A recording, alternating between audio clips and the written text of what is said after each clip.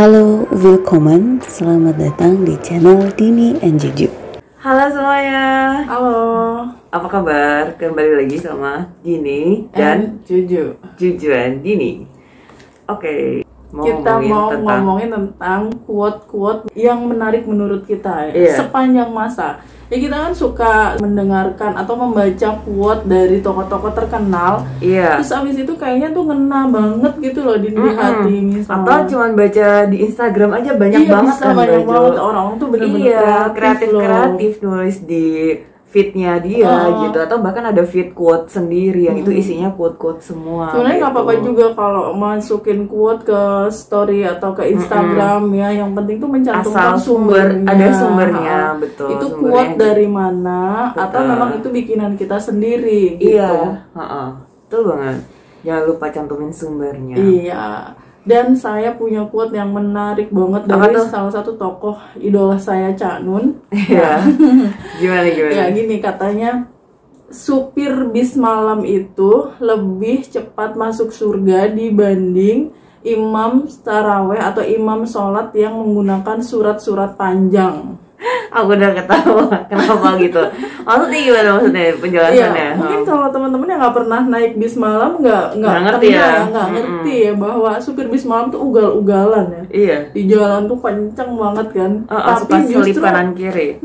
Justru mereka tuh malah lebih cepat masuk surga dibanding imam sholat yang bacaannya panjang-panjang. Kenapa? Karena supir bis malam itu bikin penumpangnya istighfar. Astagfirullahaladzim, Allahu Akbar gitu-gitu. Iya, pada nyebut semua ya baju. Akhirnya mengingat Allah, pada ingat dosa-dosanya, pada tobat juga bisa karena takut kan. Ini jangan-jangan saat-saat terakhir ini kira-kira naik bus ini gitu. Nah, sedangkan imam sholat yang bacaannya panjang-panjang itu tuh malah bikin orang maki-maki dalam hatinya. Iya, si makmumnya tuh kayak gerundeng gitu bahasa Jawanya apa? Ya ampun. Mengeluh gitu. Lama banget, keburu asam uratku kambuh lah ya. Iya, lama banget lah. Iya, udah keburu ngantuk tadi, bukanya udah banyak, udah kenyang gitu. Jadi itu malah bikin orang menggerutu, bikin orang menggerutu. Kesel gitu ya. Beda sama supir bis malam, bikin orang pada tobat. Iya. Ini tuh quote yang menarik banget. Kamu ada quote yang menarik gak, Din? Kalau aku menarik dan lucu sih, Baju. Ini hubungannya sama COVID gitu. Iya. Dari Bintang Emon, teman-teman. Ya, idola kamu ya. Apa stand up comedian favorit aku. Jadi si Bintang ini bilang di DPO, Departemen Persatuan Omel-Omel gitu. Dia bilang gini, kalau kamu kena COVID dan kamu mati, itu yang ketularan COVID bukan hanya yang melayat atau yang intinya yang ngunjungin kamu ketika kamu mati gitu, tapi yang bantuin bikin lemper kamu itu juga kena gitu. Itu kita jadi tahu ya ternyata kalau ada orang meninggal bikin lemper juga ya. Iya Baju, tapi di beberapa tempat emang kan ada kue yang untuk selamatan orang meninggal. Kalau di kampung aku Nagasari. Bahkan nasi juga kan, masak nasi juga, nggak cuma kue gitu. Jadi yang bikin kue, yang bikin nasi itu yang bantuin selamatan di rumah kamu itu juga kena COVID gitu. Aku bayangin ya dia lagi bungkus lemper gitu, tiba-tiba kena COVID gitu. Pulang atau besoknya tenggorokannya udah tenggorokannya udah nggak enak, udah batuk gitu kan, kesian gitu. Bintang Emon emang lucu banget sih. Oh ya, aku ada quote yang agak sedikit berat sedikit dari salah satu filsuf ternama Nietzsche. Disebutnya apa sih? Itu di jurnal Nietzsche. Anak-anak filsafat pasti paham nama ini nih. Sastra juga tahu. Yang intinya tuh gini, ketika kita melawan monster, pastikan bahwa kita tuh tidak ikut-ikutan jadi monster. Iya. Kita kan sering tuh ya, Din, ketemu orang yang kayaknya zolim banget sama kita. Kita kayak jahat banget. Kayak mereka tuh nyari keuntungan doang lah, yang bikin kita sakit hati dan sebagainya. Tapi ingat, kita nggak boleh ikut-ikutan seperti mereka juga. Jadi kalaupun mereka monster, kita jangan jadi monster juga. Tetap berpikir yang baik, tetap bersikap yang baik, meskipun ya sakit hati juga. Tapi jaga attitude mungkin ya, lebih ke situ. Intinya kejahatan tidak dibalas dan kejahatan ya Mbak Jo. Iya betul. Katanya kalau kejahatan dibalas kejahatan, lama-lama habis dunia ini. Iya. Misalnya mata dibayar mata, hidung dibayar hidung, habis dong lama-lama. Terus atau ibaratnya api ketemu api, ya kebakar, habis. Betul. Api Gitu. itu ya ketemu air, selesai. Iya, selesai, betul. Aku ada juga dari Johann Wolfgang von Goethe, atau Goethe aja sih orang-orang biasa. Iya, Goethe. Anak filsafat tahu juga ini. Tahu pasti. Ini sangat terkenal dari Jerman kan. Ya. Jadi Goethe pernah bilang, glücklich allein ist die Seele, die lebt. Gitu. Itu bahasa apa? Bahasa Jerman. Artinya nyari kamus bahasa Sunda nggak ada kata itu. Iya, jadi itu artinya teman-teman, kebahagiaan yang hakiki itu adalah jiwa yang mencintai. Gitu, dalam sih, agak dalam gitu. Masuk gitu. Tapi artinya ya sama gitu, sama yang tadi, dan bisa direpresentasikan sama teman-teman kemana-mana. Intinya kita itu akan at peace, kita akan damai, kita akan tenang gitu jika jiwa kita mencintai gitu. Dan kadang orang yang jatuh cinta itu akan terlihat juga di wajahnya ya. Ya cintanya sebenarnya nggak cuma cinta ke lawan jenis atau ke seseorang yang spesial.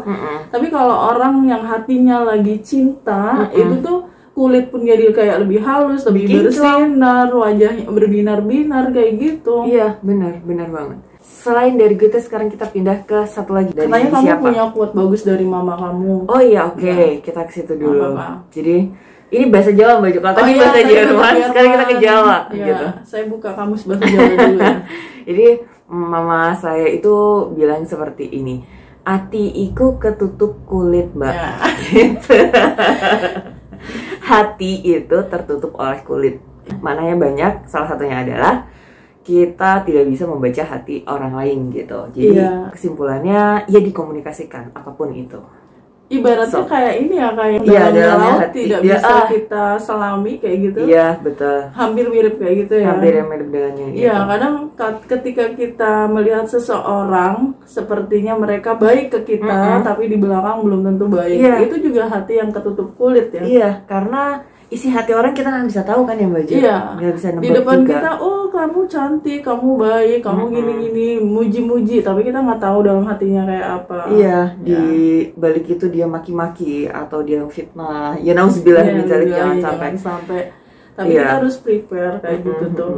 Karena nggak semua orang juga sesuai antara muka dan hatinya. Aku mau mengutip salah satu quote-nya yang Prof. Renal Kasali ya, yang di kontennya beliau, dia pernah bilang kalau jargon ya, kayak moto bahwa kerja, ya lama-lama tipes gitu kan.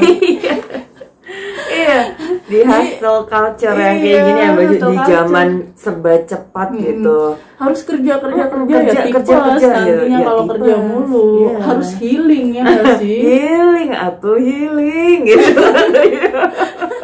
Yang di TikTok tuh bilang gitu. Healingnya kemana Din biasanya kamu kalau healing Din? Kalau aku nggak jauh-jauh sih, aku sukanya kalau aku udah deket sama keluarga aku ke rumah Mbak Juju, aku ke rumah Mbak Pupu satu lagi, itu aku udah heal gitu. Aku at peace karena kayak aku merasa aman gitu Mbak Juju. Nonton drakor juga kamu healing, ya nggak sih? Tergantung di mana dulu. Oh ya, kadang-kadang mengandung bawang juga ya kamu nangis malah. Iya. Kalau aku healingnya apa? Bikin konten sebenarnya. Kalau masak-masak itu saya udah kayak apa ya, kayak seniman happy yang lupa semuanya. Kayak seniman yang lagi ngelukis kayak atau lagi bikin patung, itu sama kalau saya bikin konten masak. Terus di videoin gitu. Karena masak itu sejatinya juga seni kan ya? Iya, seni. Banget. Bahkan masak itu aku pernah ada di kelas estetika ya. Masakan itu seni yang melibatkan indera penglihatan, penciuman, raba, rasa, semuanya masuk. Betul, luar biasa memang masak gitu. Kamu ada quote lagi nggak yang lebih seru lagi, Din? B.J. Habibie Mbak Jo, almarhum Pak Habibie itu pernah bilang gini, bilangnya dari pertemuan gitu, Pak Habibie Zoom call dengan mahasiswa-mahasiswa Indonesia yang sedang kuliah di luar negeri. Nah, ada tuh yang mau selesai, mau wisuda ya Mbak Jo. Dia bilang, Pak Habibie, gimana nih, saya bentar lagi udah mau lulus kuliah, apa sebaiknya saran Pak Habibie gitu. Terus Pak Habibie bilang, ya lakukan atau geluti apa saja yang kamu sukai, yang kamu cintai gitu, hingga kamu menjadi expert, hingga kamu menjadi ahli gitu dalam hal yang kamu cintai itu, bidang apapun gitu. Nah, ketika kamu sudah expert, ketika kamu sudah ahli, maka uang akan mengikuti sendiri, gitu. Iya, akan datang gitu sih Mbak Jo. Pak Habibie bilang gitu. Tapi masalah passion ini pernah juga disanggah sama Prof. Renal Kasali dan Pak Helmi Yahya, bahwa tidak semua orang mendapatkan privilege, mendapatkan hak istimewa untuk melakukan apa yang mereka sukai. Betul. Untuk melakukan passion mereka. Kadang hidup itu nggak seenak yang kita inginkan gitu kan. Passionnya apa, akhirnya kerjanya di mana, beda lagi kan. Nah, salah satu cara biar sukses ya harus mencintai apa yang sedang kita kerjakan itu. Semaksimal mungkin kita mengerjakannya sampai jadi versi terbaik kita mungkin ya. Iya, ini juga Pak Renal Kasali pernah bilang gitu, hubungannya passion dengan kesempatan Baju. Iya. Jadi nyambung ke Mbak Cucu tadi, kalau ada kesempatannya gitu berarti oke, kita bisa melakukan si passion yang dibilang sama almarhum Pak Habibie. Tetapi jika tidak, ya kita harus adjust gitu ya Mbak Ju, ke harus menyesuaikan diri, ke kesempatan-kesempatan lain yang terbuka lebar, yang itu bisa kita masukin di situ. Betul. Gitu. Oke, kita lanjut ke dari Firsa Besari gitu. Mungkin ada teman-teman yang belum tahu siapa itu Firsa Besari. Firsa Besari itu penyanyi. Dulu pertama dia meledaknya itu di Twitter teman-teman. Terus dia nge-hype di situ, abis itu dia ternyata adalah penulis lagu gitu, indie sih Maju. Terus akhirnya dikeluarin satu-satu singlenya sama dia, sama si Firsa. Terus sampai sekarang sih dia nulis lagu gitu. Sama dong sama gue. Oh Juju punya penulis lagu. Iya. betul. Terus abis gitu ada nih di Instagram itu kumpulan quote-quote-nya si Firsa Besari gitu. Ya, keluarin Din quote-nya yang menarik. Banyak yang Baju itu yang galau gitu loh di quote-nya si Firsa itu. Sekarang tapi itu yang laku dijual memang yang galau. Iya sih, bener iya. banget. Tapi ini tuh aku yang menarik itu yang lucu Baju. Salah satunya adalah makin dikunyah makin pahit. Apa itu? Ternyata realita. Aku pikir jamu loh, makin dikunyah makin pahit. Ternyata realita. Tapi sebenarnya juga bisa disangka juga realitanya kamu kali. Iya. Kamu manis gitu. Realita lo kali, kan. gue mangga gitu iya, ya. Lu kali, gue mah enggak. Kita temenan aja ya gitu. Ini. Enggak, terima kasih temanku udah banyak. Oh, ada yang pengen lebih dari temen rupanya. Pengen lebih dari temen mungkin musuh kali ya. Bisa juga kan. Iya berarti GR ya dia ya. Iya, temen aku udah banyak GR dia. Orang gue pengen jadi musuh lo gitu. GR amat loh. Quote-nya Eleanor Roosevelt, mantan First Lady Amerika ya. Orang itu datang dan pergi dalam hidup kita, tapi hanya teman yang sejati yang meninggalkan bekas di hati kita. Maksudnya dalam aja. Dalam banget serius.